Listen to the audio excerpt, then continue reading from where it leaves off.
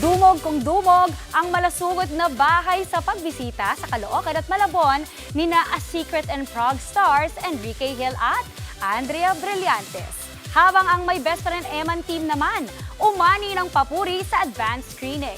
Nasa frontline ng balitang yan si MJ Marfori.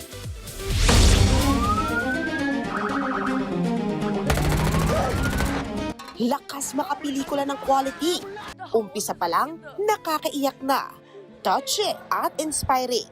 Yan ang mga naging komento ng viewers sa advanced screening ng latest kapatid serye na My Best Friend Eman. At sa espesyal na screening last weekend, full support ang showbiz industry.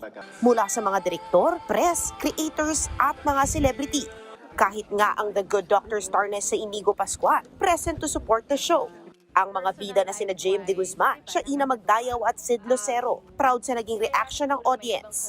Directed by hit teleserye directors Derek Cabrido at Jerome Pubocan, layo ng My Best Friend Eman na maghatid ng inspirasyon at ng makabuluhang storya. Tampok din sa serye ang ilan sa mga batikang aktor at rising stars. Dinumog naman ang mall show ng A Secret and Prague stars sa sina Enrique Hill at Andrea Brillantes sa Caloocan City.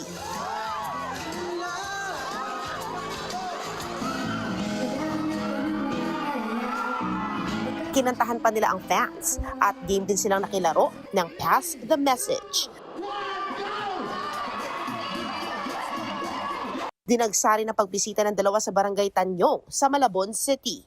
Simula April 27, tutukan ng A Secret and Prague alas 8 ng gabi. Nasusundan naman ng My Best Friend Eman. Mapapanood din ang mga dekalidad na kapatid serye sa Kapatid Channel sa YouTube.